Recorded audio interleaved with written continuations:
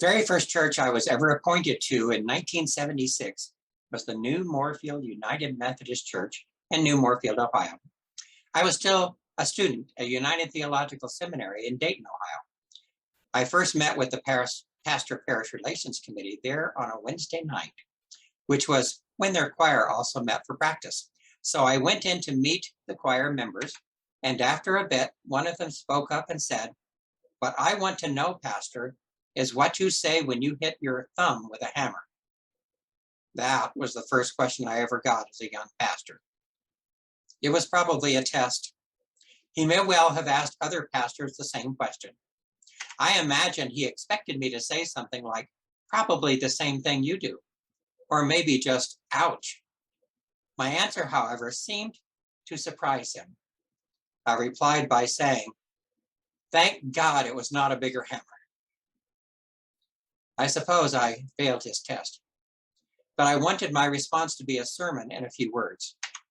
I was likely to make some mistakes, but God would always forgive these, and God would be with us. Neither him nor anyone else asked me any more questions that day, but we did grow to be friends in the years I spent there. One day, a teacher of the law gave Jesus a test.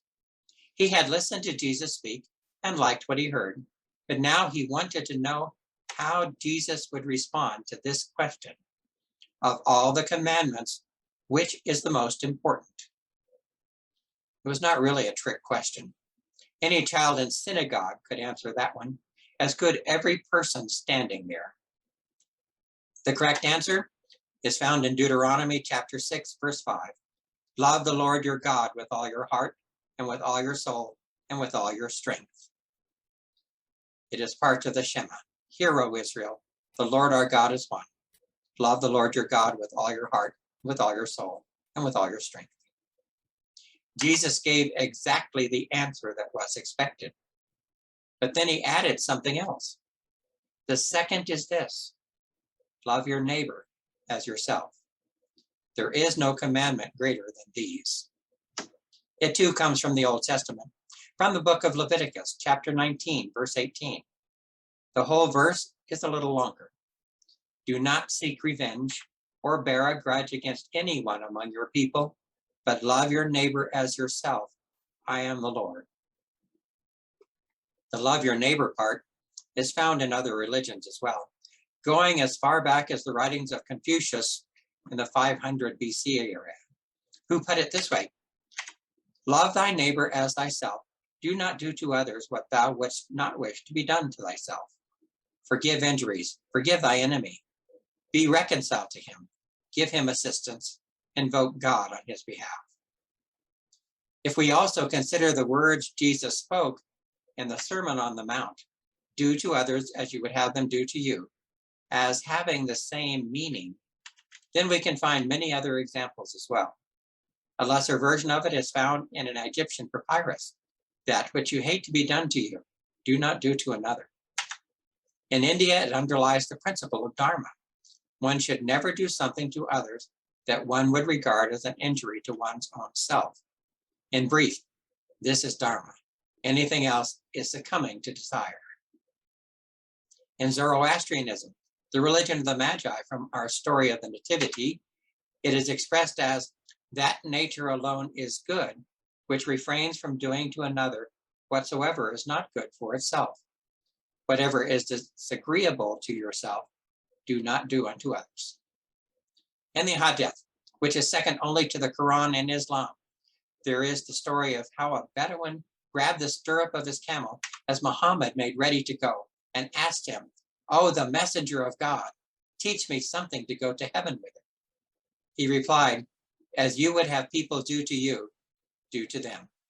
And what you dislike to be done to you, don't do to them. Now, let the stirrup go."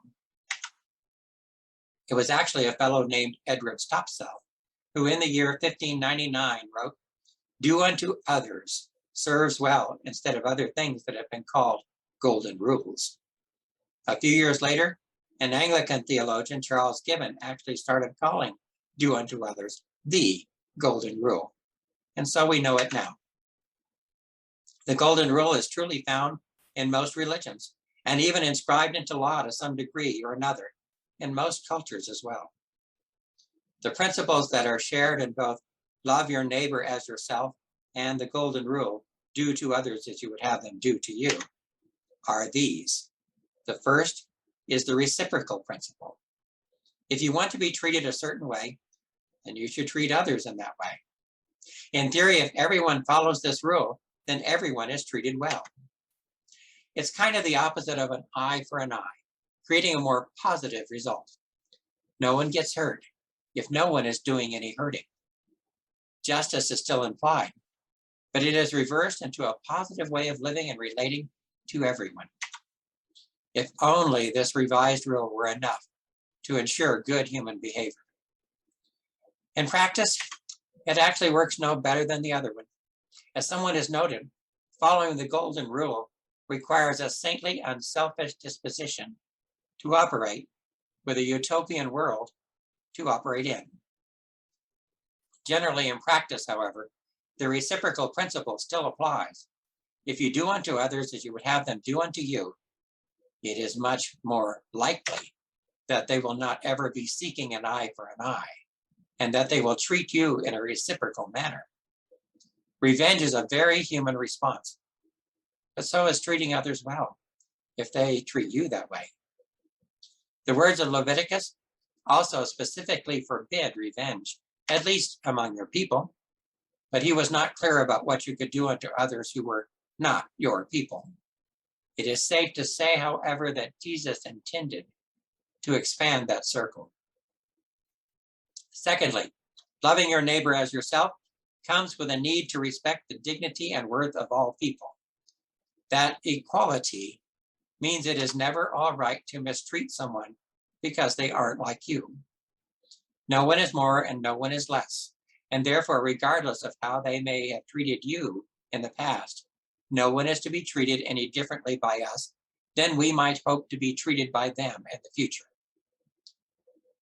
There is still room for justice here, but there is not room for cruelty. So much that is happening in our country now is because the golden rule has been ignored. The great promise of this country has always been based upon equality. The idea that no one should be treated any differently than any other person, that all should prosper, and that in the eyes of the law, at the very least, no one should ever be treated differently at all. No one should ever be treated by us either, less favorably nor more favorably than anyone else. God knows that we have failed to be that country in many ways, but a country that affirms the dignity and worth of all people is still worth striving to try and achieve. Such a country is or will one day be a true democracy. And finally, the idea of loving your neighbor as yourself goes well beyond the idea of just doing to others as you would have them do unto you.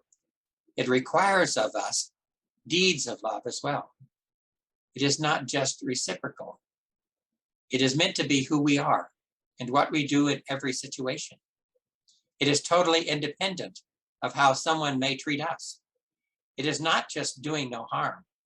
It is also doing good to all people all the time. And that way, it is decidedly one-sided sometimes. Elsewhere, Jesus would say, if anyone forces you to go 1 mile, go with them 2 miles. Give to the one who asks you, and do not turn away from the one who wants to borrow from you.